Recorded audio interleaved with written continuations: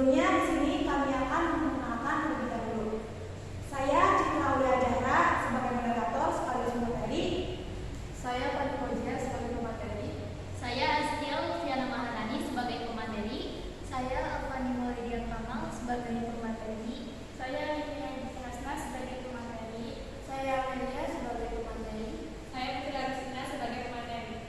Adapun materi yang kami akan bahas yang pertama yaitu pengertian model payment, kedua pengertian UMKM, ketiga manfaat model payment bagi UMKM, keempat jenis model payment, yang kelima kelemahan dan keunggulan dari model payment, dan yang terakhir dampak positif dan negatif model payment seperti OPPO, GoPay dan Dana, ShopeePay terhadap UMKM. Oke, lanjut saja ke pembahasan materi yang pertama yaitu pengertian model payment yang akan dibahas oleh Alifia. Kepadanya kami persilahkan. Ceritanya gitu. Di sini saya akan menjelaskan pengertian mobile payment. Mobile payment adalah suatu alat pembayaran tunai dengan menggunakan perangkat ponsel pintar yang menggunakan berbagai media teknologi seperti QR code, NFC, kode OTP, dan lain-lain. Dalam melakukan pembayaran secara digital dengan menggunakan ponsel pintar, maka setiap penggunanya harus mempunyai uang digital atau e-wallet terlebih dahulu. Beberapa e-wallet yang saat ini terkenal di Indonesia adalah GoPay, Dana, OVO, FlexiCash, Dompetku, Mandiri, eKash, ShopeePay, dan lain-lain. Berdasarkan salah satu survei terkait global konsumer insight pada tahun 2019 yang pernah dilakukan oleh PricewaterhouseCoopers atau PwC, didapatkan data lengkap bahwa mobile payment saat ini sudah mendarah daging di tengah kehidupan masyarakat Indonesia. Sebanyak 47% responden dari masyarakat Indonesia mengungkapkan bahwa mereka sudah menggunakan perangkat mobilnya sebagai alat pembayaran. Angka ini terbukti meningkat 99% dari tahun 2012 yang saat itu masih 38%. Di Indonesia dan Cina, kartu kredit tidak populer. Jumlah pemilik kartu kredit tak sampai 2% dari total penduduk kita. Maklum, bagi sebagian besar orang, persyaratan memiliki kartu utang klasik itu terlalu berat. Di Cina, kondisi di atas benar-benar membuat mobile payment meledak. Di 2017, sekitar 76% dari 461 juta pengguna telepon seluler di Cina telah memanfaatkan mobile payment. Selain di toko, warga Cina lazim memakai WeChat dan Alipay untuk berbelanja di pasar atau bahkan membayar ramen. Akibatnya, pendapat berbasis fee mereka akan tergerus. Hal tersebut dapat terjadi sebagai berikut. Yang pertama, bagian dasar mobile payment. Merchant merupakan tempat yang menampung detail transaksi pelanggan. Yang kedua, pelanggan menerima data transaksi dari merchant dan mencocokkan setiap informasi dengan yang dimiliki. Yang ketiga, account manager akan menerima permintaan pembayaran, mengidentifikasi pelanggan dan memproses permintaan pembayaran. Yang kedua, tren mobile payment di Indonesia. Yang pertama, ada uang elektronik berbasis server QS chip. Yang kedua, fitur QR code jadi primadona. Yang ketiga, penerapan big data. Terima kasih kepada Alifia yang telah menyampaikan materinya. Selanjutnya materi tentang pengertian dari UMKM yang akan dibahas oleh Fani Fauzia. Kepadanya kami persilakan.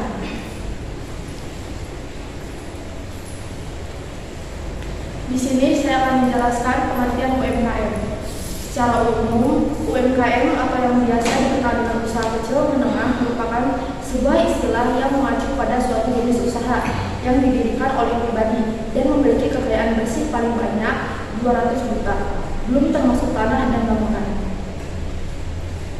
Menurut Undang-Undang Nomor 9 Tahun 1995 tentang usaha kecil, mendefinisikan UMKM sebagai usaha kecil yang memiliki aset di luar tanah dan bangunan sama atau lebih kecil dari 200 juta dengan omset tahunan hingga 1 miliar. Sedangkan 13 pengertian usaha menengah ialah badan usaha resmi yang memiliki aset antara 200 juta sampai dengan 10 miliar. Di Indonesia, definisi UMKM diatur dalam Undang-Undang Republik Indonesia Nomor 20 Tahun 2008 tentang UMKM. Pasal 1 dari undang-undang tersebut dinyatakan bahwa usaha mikro adalah usaha produktif milik orang perorangan atau badan usaha perorangan yang memiliki kriteria usaha mikro sebagaimana diatur dalam undang-undang tersebut. Usaha kecil adalah usaha ekonomi produktif yang berdiri sendiri yang dilakukan oleh orang perorangan atau badan usaha yang bukan merupakan anak perusahaan atau bukan anak cabang yang dimiliki, dikuasai atau menjadi bagian baik langsung maupun tidak langsung dari usaha menengah atau usaha besar yang memenuhi kriteria usaha kecil sebagaimana dimaksud dalam undang-undang tersebut. Menurut keputusan Presiden Republik Indonesia nomor 99 tahun 1998, pengertian usaha kecil adalah kegiatan ekonomi rakyat yang berskala kecil dalam bidang usaha yang secara mayoritas merupakan kegiatan usaha kecil dan perlu dilindungi untuk mencegah dari persaingan usaha yang tidak sehat. Beberapa kumpulan UMKM terhadap usaha besar antara lain: yang pertama, inovasi dan teknologi yang telah dengan mudah terjadi dalam pengembangan produk. Yang kedua, hubungan kemanusiaan yang akrab di dalam perusahaan kecil. Yang ketiga, kemampuan menciptakan kesempatan kerja cukup banyak atau penyerapan terhadap tenaga kerja. Yang keempat, terdapatnya dinamisme manajerial dan peran kewirausahaan. Baik, terima kasih kepada para pengajar yang telah menyampaikan materinya. Selanjutnya materi tentang manfaat mobile payment terhadap UMKM yang akan dijelaskan oleh Amalia. Kepadanya kami persilakan.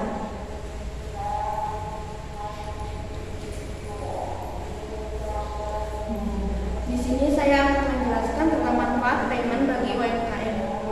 Yang pertama, memberikan kemudahan dan kenyamanan lebih pada pelanggan. Salah satu kunci sukses menjalankan bisnis adalah kemudahan dan efisiensi yang ditawarkan kepada pelanggan dalam memberikan pelayanan yang memuaskan. Dengan menghadirkan mobile payment untuk pelanggan, tidak hanya menghadirkan solusi pembayaran, tetapi juga pengalaman terbaik dalam berbelanja. Yang kedua, lebih aman. Masih banyak masyarakat yang berasumsi bahwa transaksi melalui ponsel tidak aman. Padahal penyedia layanan mobile payment sendiri telah menerapkan sistem autentikasi berlapis seperti password, PIN, kode OTP hingga sidik jari ketika mengakses akun tersebut.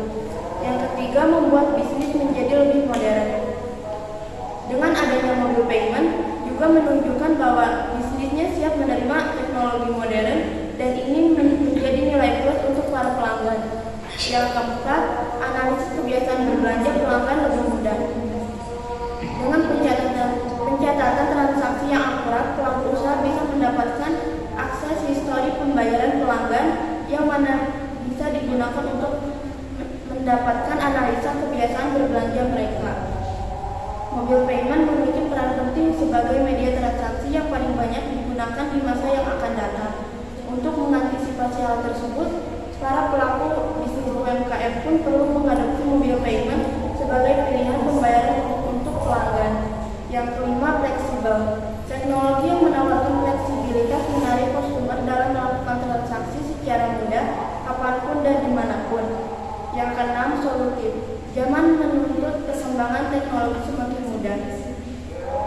Digital payment biasanya memiliki sistem pendeteksi fraud sehingga transaksi Anda aman dan dari penipuan maupun pencurian. Yang ketujuh, menjaring konsumen dalam skala internasional.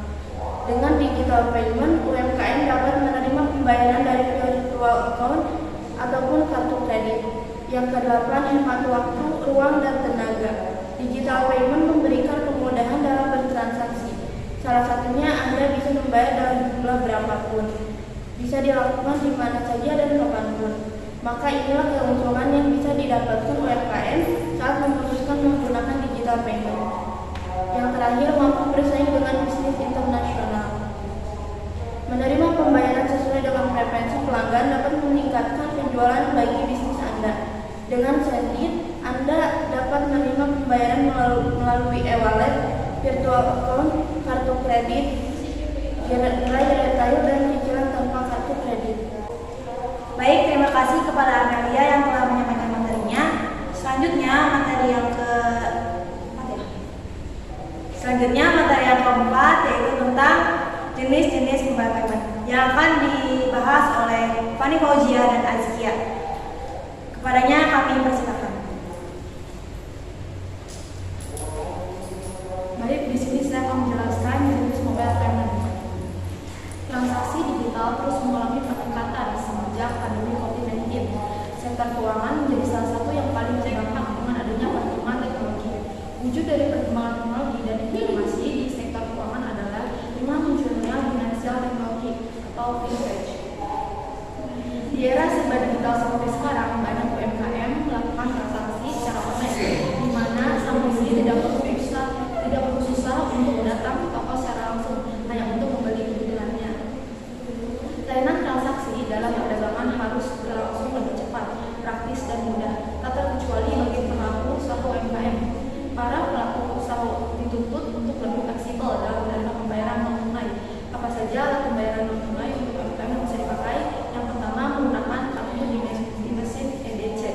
Pembayaran dengan mesin EDC atau elektronik data capture dilakukan dengan menggesek kartu debit atau kartu kredit yang dikeluarkan oleh bank.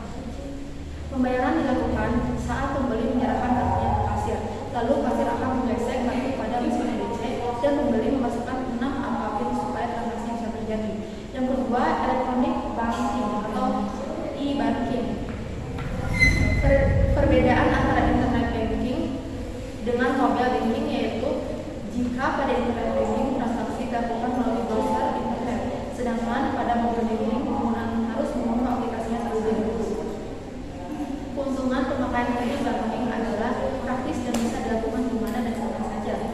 Yang ketiga, elektronik wallet atau e-wallet. E-wallet adalah suatu layanan yang bersifat elektronik dengan fungsi menyimpan data dan juga instrumen dari pembayaran, di antaranya yaitu sebagai alat pembayaran melalui kartu serta uang elektronik. Menampung dana serta bisa digunakan untuk melakukan pembayaran. E-wallet ini juga bisa berbentuk program ataupun software, bahkan aplikasi layanan jasa untuk menyimpan uang secara digital dan juga melakukan transaksi online untuk tiap penggunanya. Baik, di sini saya akan menjelaskan e-wallet yang banyak digunakan oleh UMKM. Yang pertama itu ada OVO. Nah, OVO menjadi alat pembayaran utama pilihan UMKM di Indonesia. Harumi Sutin, Head of Corporate Communication OVO, mengatakan bahwa selama 4 tahun terakhir OVO hadir di Indonesia dan OVO semakin memperluas jangkauannya dan mendapatkan penerimaan positif dan aktif dari masyarakat. Nah, dengan tingkat brand awareness hingga 96%, OVO menjadi platform pembayaran digital terpopuler di Indonesia. OVO juga telah hadir di lebih dari 430 kota dan kabupaten dengan lebih dari 1 juta merchant dari berbagai industri, termasuk UMKM yang telah mengimplementasikan Inggris. Nah, menariknya, kehadiran OVO ini ikut mendongkrak transaksi UMKM dengan angka peningkatan transaksi harian sebanyak 70%. Melalui perluasan akses pasar, adaptasi teknologi, fasilitas transaksi non-tunai dan promosi yang dilakukan OVO, sebanyak 84% UMKM terbantu oleh aplikasi OVO dan mampu membantu daya tahan UMKM di tengah pandemi. Nah, sebanyak 55% UMKM tersebut menyatakan bahwa aplikasi OVO sangat mudah digunakan. Tidak hanya itu, catatan pencapaian OVO sepanjang tahun 2021 juga ditunjukkan dari berbagai alasan yang dipaparkan dalam survei Kandir Internasional Indonesia terkait alasan penggunaan OVO. Sebanyak 71% responden menyatakan bahwa mereka menggunakan OVO karena bisa digunakan di banyak aplikasi dan merchant online. Disusul sebanyak 67% alasan responden menggunakan OVO karena dapat melakukan transfer saldo ke rekening bank dan sebanyak 66% menggunakan OVO karena aplikasinya mudah digunakan. Harumi juga menambahkan bahwa kehadiran OVO untuk melayani masyarakat Indonesia bukan hanya sebagai metode pembayaran digital saja. Di tahun 2002 ini, OVO semakin berupaya memfasilitasi kebutuhan para pengguna dengan menghadirkan layanan keuangan, layanan investasi dan perlindungan asuransi yang terjangkau. Yang kedua ada GoPay. Nah, GoPay ini merupakan salah satu e-wallet yang banyak digunakan di Indonesia juga, khususnya UMKM. E-wallet GoPay ini bisa ditemukan dalam aplikasi Gojek dan bisa digunakan untuk melakukan pembayaran dalam aplikasi Gojek itu sendiri. Mitra usaha UMKM GoPay mengaku terbantu melalui solusi teknologi dan non-teknologi, khususnya untuk bertahan dan beradaptasi di tengah pandemi COVID-19. Nah, berdasarkan temuan dari Lembaga Demokrasi Fakultas Ekonomi Bisnis Universitas Indonesia atau LDUI, lebih dari 120.000 UMKM baru go online sejak Maret 2020, di mana saat ini ada lebih dari 500.000 UMKM tergabung dalam ekosistem Gojek. 94% diantaranya skala mikro. Tak hanya itu, LDUI juga memaparkan 90% UMKM optimis bangkit bersama Gojek dan setengahnya mengaku bisa bertahan di tengah pandemi karena Gojek. Berikutnya 76% responden UMKM GoPay mengaku beradaptasi dan mendapatkan keterampilan baru sejak bergabung dengan GoPay. Lalu ada 74% responden UMKM GoPay mengalami peningkatan volume transaksi dan mendapatkan pelanggan baru sejak menggunakan GoPay. Selanjutnya, CEO GoPay Aldi Haryo Pratomo mengatakan UMKM merupakan core strength atau tulang punggung dan menjadi fokus dari GoPay dan juga Gojek. Yang ketiga ada Dana. Nah, Dana juga mencatat lebih dari 300.000 UMKM di Indonesia sudah tergabung dalam Dana bisnis. Hal ini direfleksikan dalam catatan Dana yang menunjukkan pertumbuhan hingga 125% pada mitra usaha yang menggunakan Dana dan memanfaatkan QRIS dalam setahun terakhir. Dalam paparan Lukman Ibnu sebagai Head of PR Operation Dana, dari 300.000 merchant UMKM itu yang terbanyak menggunakan Dana bisnis ada di Jawa Barat, yaitu sebesar 35%, Jawa Timur sebesar 19%, DKI Jakarta 19%, Jawa Tengah 18%, Kalimantan 5%, dan Sulawesi 5%. Namun kedepannya Dana akan terus memperluas jangkauannya, jadi tidak hanya fokus ke Pulau Jawa saja, melainkan juga ke luar Jawa. Sebab banyak UMKM di luar Jawa yang belum menggunakan pembayaran secara digital. Menurutnya sangat disayangkan jika pelaku UMKM ini di luar Jawa tidak memanfaatkan fitur Dana dengan baik. Banyak kemudahan yang ditawarkan Dana bisnis. Cukup mengunduh satu aplikasi saja, pelaku UMKM bisa melakukan transaksi dengan cepat melalui QR Code. Sekian, terima kasih. Terima kasih kepada Pani Fauzia dan Askia Fitriana yang telah menyampaikan materinya. Nah, selanjutnya yang akan dibahas yaitu tentang kelebihan dan kelemahan mobile payment terhadap UMKM yang akan dibahas oleh saya sendiri dan Putri Agustina. Beberapa jenis mobile payment di Indonesia telah sangat membantu para usahawan termasuk UMKM yang terdiri mobile payment yang sering dipakai oleh UMKM atau usahawan lainnya, yaitu ada 4 jenis. Ada OVO, GoPay, Dana, dan juga ShopeePay. Nah, yang salah satunya ada kemudahan dalam proses pembayaran. Namun tidak semua jenis mobile payment tersebut selalu memudahkan para pengguna, yang dimana ada keunggulan dan kelemahannya juga. Ada apa aja sih kelemahannya? Yang pertama itu OVO. OVO keunggulannya yang pertama menawarkan banyak promo cashback yang menarik. Jika Anda sering mendapatkan promo cashback, diberikan biasanya dimulai dari 10% hingga 70%, tergantung dari merchant atau tokonya. Nah, jika pengguna baru, OVO itu akan mendapatkan cashback 100% dengan minimal pembelanjaan Rp25.000 dengan menggunakan OVO Cash. Nah, yang kedua, mudah saat top up saldo OVO. Jika para pengguna dalam mengisi saldo, pengisian saldo OVO melewati banyak cara, biasanya melalui ATM, mobile banking, kartu kredit, kartu debit, OVO Bot, bahkan pengemudi Grab juga bisa. Yang ketiga, adanya loyalty reward yang berupa poin. Nah, seperti dijelaskan sebelumnya, jika Anda bertransaksi menggunakan OVO Cash, bisa mendapatkan OVO Point atau menawarkan loyalty reward yang nantinya dapat kalian tukar di berbagai merchant atau rekan OVO lainnya. Nah, lalu bisa ditukar dengan berbagai diskon atau promo penawaran eksklusif lainnya. Nah, yang keempat, memiliki banyak merchant atau toko. Nah, tentu saja banyak merchant biasanya tersebar di seluruh Indonesia, antara lain seperti Tokopedia, Hypermart, Cinemax, Box and Beyond, Matahari Mall, dan lain sebagainya. Nah, selanjutnya kelemahan dari OVO. Yang pertama, OVO Point memiliki masa kadaluarsa. Nah, jika tidak digunakan, OVO Point-nya maksimal sampai 18 bulan.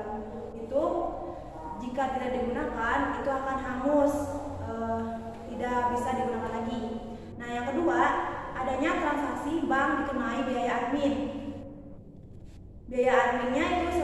3.000 untuk setiap transaksi bank. Ya lumayan lah ya. Yang ketiga, layanan tagihan belum lengkap. Maksudnya itu berupa adanya tidak ada tagihannya PDAM dan gas PGN. Untuk layanan pembayaran lainnya seperti PLN, BPJS, TV kabel, asuransi, dan iuran lingkungan tersedia di aplikasi OVO. Namun pada pembayaran PDAM dan gas PGN itu tidak ada. Selanjutnya yang keempat, tidak ada pemberitahuan maintenance atau masih belum memberi tahu jika aplikasi sedang melakukan maintenance. Pengguna masih merasa bingung jika tiba-tiba terdapat maintenance atau pembaruan lainnya. Nah, yang kedua, mobile payment yang kedua yaitu GoPay. Keunggulannya itu yang pertama, top up-nya mudah. Banyak cara dilakukan seperti melewati Drive Gojek, minimarket ATM, Google Banking, dan SMS Banking dari semua bank. Yang kedua, mudah digunakan bertransaksinya. Nah, dijamin juga keamanannya terjamin juga. Itu menjadikan GoPay bisa lebih mudah dalam urusan pembayaran.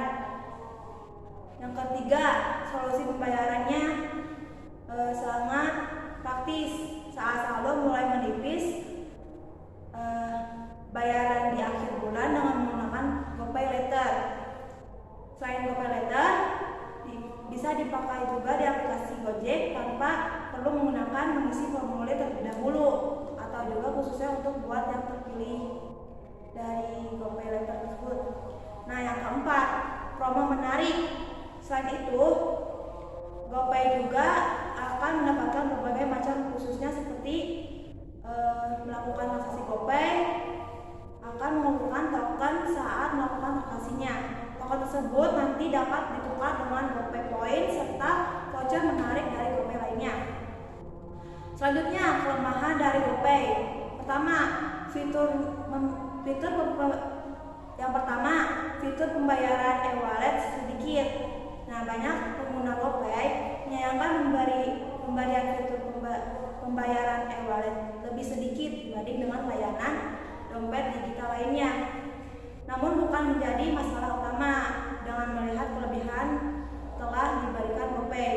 Yang kedua, biaya top up admin berbeda. Khusus pengguna GoPay, jika ingin melakukan top up atau isi saldo GoPay lewat layanan mobile banking atau banking digital, akan dikenai biaya admin yang berbeda-beda, mulai dari Rp1.000 sampai Rp2.000. Bahkan beberapa layanan mobile banking yang membebaskan biaya admin tentang GoPay seperti di Line Bank, Sibank, dan lain sebagainya. Nah, pembahasan selanjutnya yang akan dibahas oleh Putri Agustina. Kebanyakannya akan dipersilakan. Mobil payment yang ketiga adalah Dana. Keunggulannya yaitu yang pertama, layanan lengkap. Keunggulan utama Dana yaitu kemudahan yang diberikan melakukan transaksi, karena bisa dibilang Dana memberi layanan lengkap, di mana pengguna Dana bisa melakukan kirim uang, pembelian pulsa, bayar tagihan, serta transaksi selama 24 jam dengan keamanan terjamin 100%. Yang kedua, gratis biaya admin. Gratis kuota 10 kali transfer baik sesama Dana atau bank lain per bulannya. Jadi, jika kuota gratis habis, maka transfer uang akan dikenai biaya admin. Dengan begitu, manfaatkan kuota gratis tersebut semaksimal mungkin. Yang ketiga, banyak promo menarik. Adanya promo menarik ditawarkan oleh pihak Dana.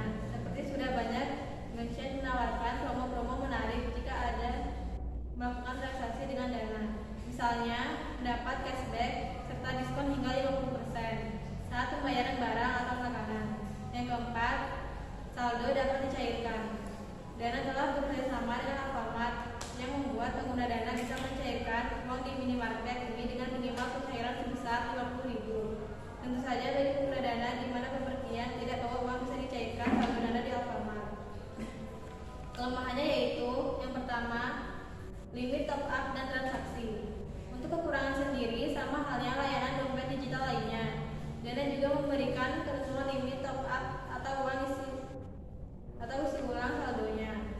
Untuk akun Dana belum verifikasi dapat limit maksimal 2 juta rupiah, sedangkan akun Dana sudah terverifikasi maksimal 10 juta rupiah. Lalu pengguna Dana juga akan diberikan limit transaksi sebesar 20 juta rupiah per bulannya. Maka bila transaksi kita besar, lebih dari 20 juta per bulan, lebih bagus pakai transfer bank saja atau upgrade ke Dana yang dapat memperoleh limit sampai 200 juta.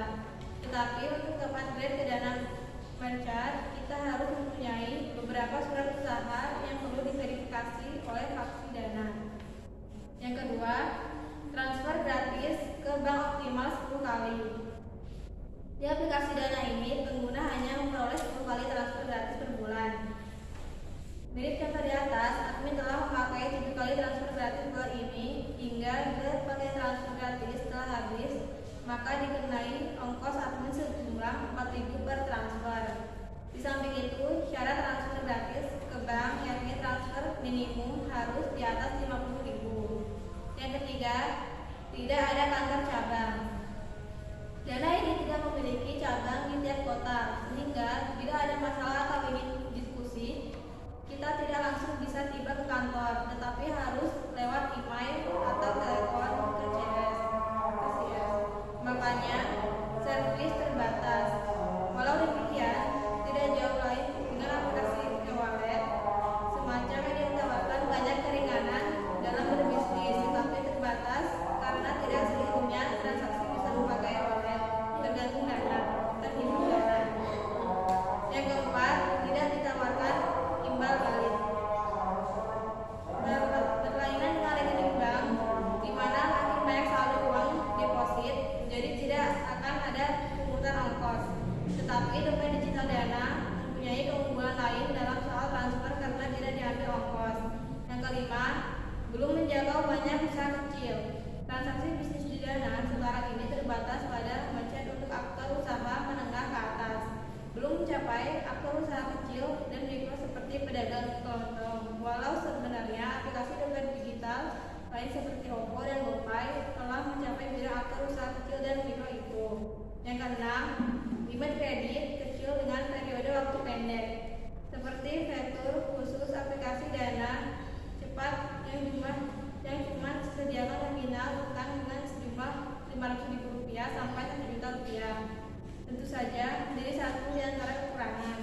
Walau ada sarana kenaikan limit kredit, tetapi bila untuk pengajuan pertama Anda menginginkan nominal di atas Rp1 juta, misalnya 2 juta atau bahkan 3 juta, kelihatannya harus cari alternatif utang lain. Yang ketujuh, berupa aplikasi Android. Sebagai perusahaan yang sediakan servis utang berbasiskan mobil, tentu calon peminjam harus menginstal aplikasi itu lewat Play Store. Mobil payment yang keempat adalah Shopify. Keunggulannya yaitu yang pertama, belanja online jauh lebih mudah. Jika sebelumnya pengguna Shopee hanya melakukan pembayaran untuk berbelanja online melalui metode transfer bank atau dari Alfamart, ini dengan Shopify pengguna tak perlu repot menggunakan cara tersebut. Agar bisa menggunakan pembayaran dengan Shopify, pengguna perlu memilih metode pembayaran dengan Shopify, maka transaksi sudah bisa dilakukan tanpa perlu repot pergi ke Alfamart atau transfer via ATM. Yang kedua, bisa gratis ongkos kirim. Promo gratis ongkos kirim memang sangat identik dengan Shopee, namun promo gratis ongkos kirim ini tidak bisa Anda gunakan dalam jumlah banyak karena voucher promonya yang terbatas. Yang ketiga, banyak promo menarik yang hanya bisa didapatkan dengan menggunakan Shopify. Banyak promo yang dibuat oleh Shopee dikhususkan bagi para pengguna Shopify. Berbagai promo yang bisa Anda dapat dengan menggunakan Shopify adalah promo cashback. Yang keempat, bisa digunakan untuk kebutuhan mendesak, yaitu dengan Shopify pengguna bisa melakukan pembayaran kapanpun dan dimanapun. Misalkan listrik rumah mendadak mati karena perlu membayar listrik, maka pengguna tak perlu repot beli pulsa listrik di Alfamart atau melalui ATM karena bisa membelinya lewat Shopee. Kelemahannya yaitu yang pertama, tidak bisa membayar kecuali belanja di Shopee. Shopify pada saat ini masih diperuntukkan untuk transaksi Shopee. Selain transaksi di Shopee, maka fitur pembayaran ini tidak dapat digunakan. Yang kedua, pencairan dana Shopify ke rekening memakan waktu yang cukup lama. Harus bersabar menunggu saldo Shopify masuk ke rekening. Bagi pengguna yang jarang melakukan transaksi jual beli, tentu terkadang saldo Shopify tidak terpakai dan akhirnya memutuskan untuk menariknya ke rekening. Shopify memang dapat melakukan hal tersebut, tapi sayangnya prosesnya sedikit memakan waktu. Bagi pengguna yang sedang berburu ingin menarik Shopify, tentu lamanya proses tersebut membuat Anda sedikit kesal. Sekian, terima kasih.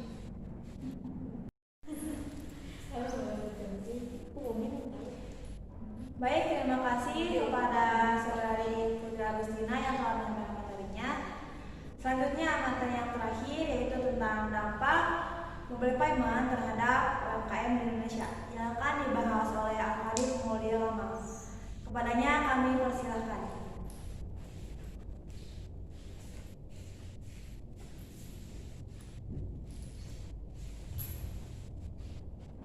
Baik, di sini saya akan menjelaskan mengenai dampak mobile payment terhadap dunia UMKM. Yang pertama, dampak mobile payment GoPay. Platform digital atau e-wallet punya peran besar untuk ikut memperluas penetrasi industri UMKM, terutama untuk produk dengan nilai transaksi kecil. Menurut kondisi ini ideal untuk memperkenalkan transaksi online dengan e-money untuk anak muda atau milenial yang baru belajar dan belum sanggup melakukan transaksi besar. Oleh sebab itu, dompet digital dirasa punya peran besar untuk membantu meningkatkan literasi keuangan di kalangan muda di waktu yang akan datang. Adapun dalam ekosistem GoPay, untuk meningkatkan limit transaksi yang semakin besar, pengguna harus meningkatkan akunnya terlebih dahulu menjadi GoPay Plus. Kini sebagai platform pembayaran digital populer di kalangan anak muda, GoPay pun mengajak anak muda agar jadi generasi yang tidak cuma melek digital, tapi juga canggih dalam mengelola keuangan. Yang kedua yaitu mobile payment OVO. KOR Indonesia dipercaya OVO untuk melakukan survei terkait dampak kehadiran digital payment OVO terhadap usaha mikro, kecil, menengah. Hasil survei pun menyimpulkan bahwa kehadiran OVO terbukti mampu memberikan dampak positif dan peningkatan bagi bisnis UMKM di Indonesia. Sebanyak 63% responden merupakan pelaku usaha nano dan mikro, 5% skala menengah, dan 31% usaha kecil. Dari sisi literasi, penggunaan OVO telah meningkatkan literasi keuangan bagi UMKM. Sebanyak 8 dari 10 UMKM menyatakan mulai mengenal produk perbankan setelah bergabung dengan OVO. Sebagian dari mereka mengaku mulai mengenal produk tabungan dan perbankan karena OVO. Bahkan lebih dari itu, mereka juga mulai mengenal jasa dari perbankan, khususnya jasa transfer. OVO juga berperan dalam mendongkrak transaksi UMKM sekaligus meningkatkan pendapatannya. Sebanyak 70% dari responden mengalami kenaikan transaksi. Jumlah UMKM yang punya transaksi rendah menjadi berkurang setelah bergabung dengan platform OVO. Tak hanya itu, 84% UMKM menyatakan terbantu oleh aplikasi OVO selama pandemi COVID-19. OVO membantu mereka dalam bentuk fasilitas transaksi non-tunai, memberikan sarana promosi, membantu terhubung ke ekosistem OVO, dan membantu dalam mengadaptasi teknologi. Secara keseluruhan, menurut Peter, hasil survei yang dapat disimpulkan kehadiran digital payment OVO sangat membantu dalam menumbuh kembangkan UMKM. Hal ini pun dapat diharapkan terus berlangsung sehingga akan membantu pertumbuhan ekonomi Indonesia di masa yang akan datang. Kemudian, yang ketiga yaitu mobile payment ShopeePay. ShopeePay turut mendukung keberlangsungan UMKM Indonesia melalui penerapan transaksi digital, tidak hanya secara online melalui aplikasi Shopee, melainkan juga offline, guna mendukung pemulihan atas keberlangsungan bisnis UMKM di Indonesia, khususnya di tengah situasi pandemi COVID-19 saat ini. Tidak hanya melalui proses digitalisasi, ShopeePay juga mendorong bisnis UMKM Indonesia melalui berbagai penawaran yang menarik yang dapat dinikmati oleh pengguna ShopeePay seluruh Indonesia. Bentuk dukungan UMKM yang dihadirkan adalah sebagai berikut. Yang pertama yaitu dukungan bisnis UMKM secara digital di beberapa merchant offline rekan ShopeePay, yaitu para pengguna berkesempatan untuk mendapatkan promo cashback sampai dengan 60% yang bisa dinikmati secara langsung di outlet merchant offline maupun melalui voucher cashback yang bisa didapat di aplikasi Shopee guna meningkatkan transaksi di mitra merchant UMKM. Yang kedua yaitu promo menarik di berbagai kampanye Shopee dan ShopeePay. Dukungan terhadap transaksi penjualan UMKM yang dihadirkan melalui berbagai penawaran menarik seperti cashback dan voucher gratis ongkir di berbagai kampanye Shopee, seperti contoh pada puncaknya yaitu 11, 22, 33. Yang kemudian adalah media sale menggunakan metode pembayaran ShopeePay, menyediakan sarana kemudahan transaksi non tunai atas produk lokal berstandar global. Pengguna berkesempatan untuk mendapatkan produk-produk lokal berkualitas global di kanal khususnya karya UMKM. Kreasi Nusantara yang terdapat di aplikasi Shopee dengan kemudahan bertransaksi digital melalui pembayaran ShopeePay. Hal ini sejalan dengan antusiasme pemerintah dalam gerakan nasional Bangga Buatan Indonesia yang bertujuan untuk mendorong keberlangsungan bisnis mikro dalam masa pandemi. Terima kasih. Baik, terima kasih kepada Saudari Alfani yang telah menyampaikan materinya. Sekian pembahasan dari kelompok kami. Adapun kesimpulannya yaitu mobile payment adalah produk finansial teknologi berupa dompet digital yang sistemnya sudah terhubung dengan internet sehingga memudahkan pengguna untuk melakukan segala macam transaksi seperti proses pengisian saldo dan penggunaannya yang mudah, menarik banyak minat konsumen untuk beralih menggunakan dompet digital ketimbang uang fisik lainnya. Nah, selain itu, jaminan keamanan yang diberikan oleh dompet digital juga dapat memberikan pengaruh yang cukup kuat kepada konsumen untuk mengubah sistem transaksinya. Adapun juga mobile payment memiliki kelebihan serta kekurangan yang alangkah baiknya jika dipertimbangkan terlebih dahulu, yang akhirnya memutuskan untuk digunakan.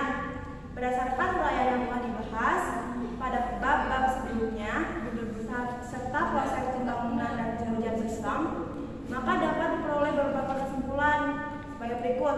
Yang pertama, kegiatan transaksi sudah bisa dimiliki alternatif pembayaran lainnya sebagai pilihan bagi pembeli, yaitu dengan menerapkan alat pembayaran non tunai.